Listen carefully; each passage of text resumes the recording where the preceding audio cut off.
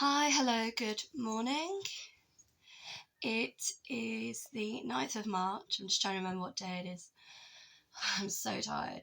I apologise if you can hear my little one downstairs. As you can imagine, it's quite early in the morning again in my house, and he's up with a lark and wanting to watch cartoons. So that gives me a few minutes to talk about this book by Anna Todd after. Now, over International Women's Day, which was yesterday, I did go and talk about the book chapter by chapter, because it was kind of at that point of the book where it completely differentiates from the movie, but they were key elements in the book that I feel should have been included. Now, we're on chapter 77 and 78, and when just a little bit about myself, whenever I read something or I watch something, to me, when it comes to the whole, getting away from the chase of trying to woo somebody, trying to, seduce someone, the art of seduction, foreplay, whatever you want to call it. And then it gets down to the pivotal moment of will they, won't they, do they, where, when, why, or how this person may or may not have sex with one another, can either make or break a movie or make or break a book, in my opinion. And you're either going to love it or you're going to hate it. There is no in the middle with this. It's as cut as dry as that. I've seen a lot of films, probably more movies than I've read books. And for me, there's certain films what I've watched and I've thought, oh my God, why the hell have you put that in there? That was not needed. It was not required. It wasn't necessary. And one of my favourite films is actually Enemy at the Gates with Jude Law and Rachel Weisz. And in that movie, their characters have sex. They have sex with loads of other people around them, and it's just like a flash in the pan moment because of the whole, we're in the war, we could die at any moment, every second counts, we've got to make it count. But in real life, because the movie was actually based on real people, they never have sex. They do not have a sexual relationship, these people. And if you know that, and then they add it in the movie, to me, it wasn't required. It wasn't a necessity. So I think it shouldn't have been in there. And I've known that and that's one of the main movies that sticks out in my mind, is Enemy at the Gates. Why did they put it in? It didn't need to be in there. It was this beautiful romance in war film which had some quite sad moments in it, but they didn't need to put in the actual sex encounter. It was not required. I'm not saying they shouldn't have kissed. I'm not saying there shouldn't have been maybe a slight implication of did they or didn't they, but to actually put it in, to me, it just ruined the movie completely. So anyway, getting back to the book. Chapter 77. Just like a lot of the other chapters previously, Hardin and Tess, they're in this kind of love-hate relationship. He comes to her dorm, he's drunk. And for some strange and bizarre reason, she agrees to have sex with him. Again, this is like the third time in the book where she's practically throwing herself at him. The first time was at the lake. The second time, I can't even remember now when it was, there's been so many. She told him that she was ready, she wanted to have sex with him. I think it was at his parents' house or his father's house, and he said, no, are you sure? I think it's too soon, we're going to have to wait a little bit longer, we've not known each other that well.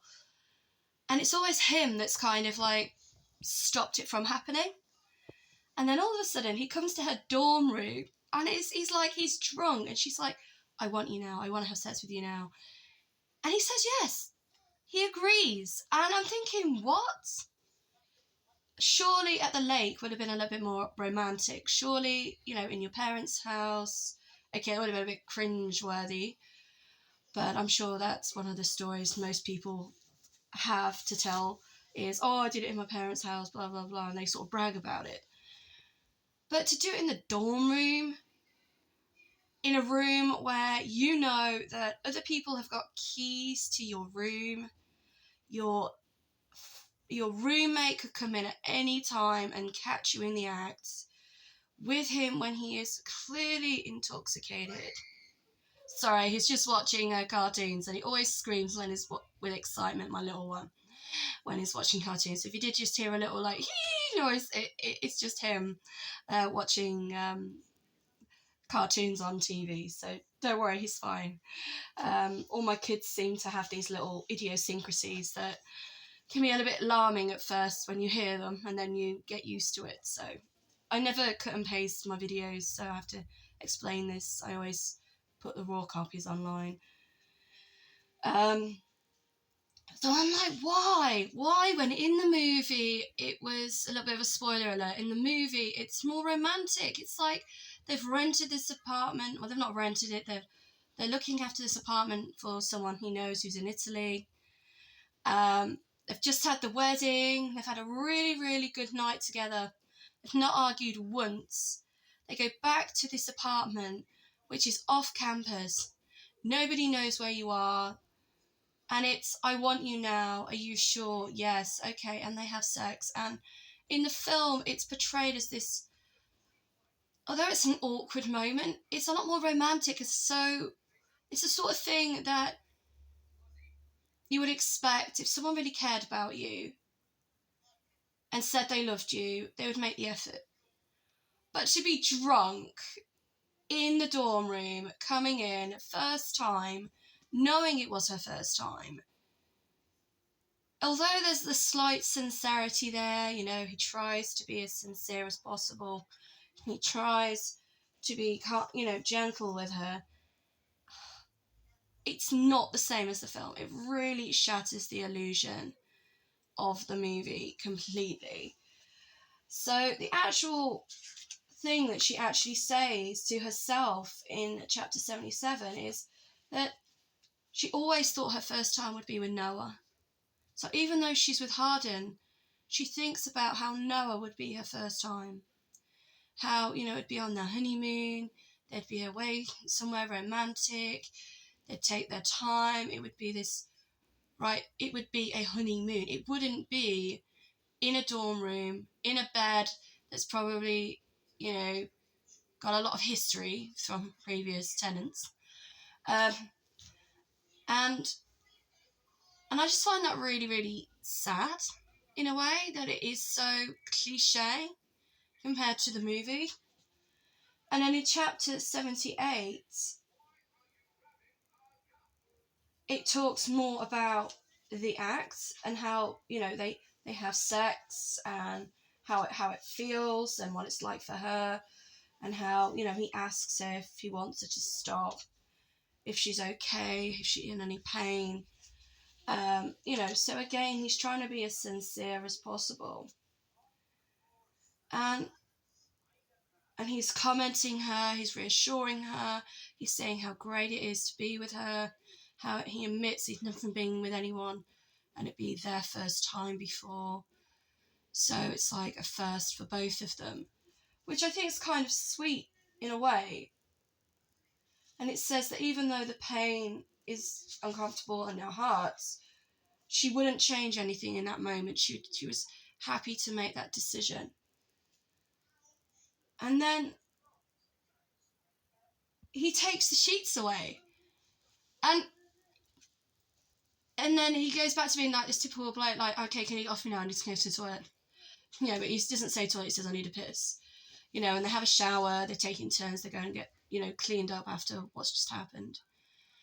It kind of, I suppose, bathe in the afterglow of what they've just done, but it's more like, okay, it's over now, we need to get rid of the evidence. And, she doesn't want her her roommate coming to her room and noticing that there's obviously signs of, there's been sexual interaction in the bedroom, and there is obviously evidence of blood on the sheets, which sometimes can happen on your first time, sometimes it doesn't. It's just one of those things, and it's not something a lot of people like to talk about or speak about. So yeah, he takes the sheets and he uses some excuse that he's going to get rid of them, to hide the evidence so that nobody gets embarrassed or ask any questions. And it's just before 4 a.m. in the morning, so it's kind of weird time to kind of be running around a campus full of children / young adults, teenagers, with sheets that are probably covered in blood and other bodily fluids in a dorm room. Surely someone's going to notice, unless they're too drunk at that point, and they're going to start asking questions. So yeah, it's happened now, it's over, and yet he's still saying to her, I want to move in with you, I want to be with you, I don't want to be with anyone else but you. Whereas I suppose in the film, they wait, they're together, and so I suppose in the book it still shows a little bit more of sincerity, that he has slept with her, but he's still keeping up this kind of pretense that he wants to still be with her. It wasn't the fact that he just wanted to have sex and then I hate it, what is it, I hate this, it's so crude when someone says pump and dump, but I've heard that saying before, and it is vile. And and it's like, okay, I've had sex with you now, yeah, okay, all right, bye, it's over, see you, which 9 times out of 10 is what happens, unless it doesn't, and then you're thinking, well, why hasn't it happened like that, or why will it happen like that? It's a very kind of insecure moment after you first have sex with someone, because you really don't know what's going to happen after that. And so he's basically saying to Tess, I still want to be with you, I still want to move in with you, come with me tomorrow to sign the papers, I found us somewhere to live. So it's like, if he really, really wants to have this relationship with her, why on earth did he go to her dorm room and have sex with her while he was drunk? I mean, he wouldn't have sex with her when she was intoxicated, which is fantastic, because then the whole date rape thing could have come into play, which I know has happened in teen movies like Gossip in the past. But he's drunk. Or is he? That is the thing, And I like the movie version better.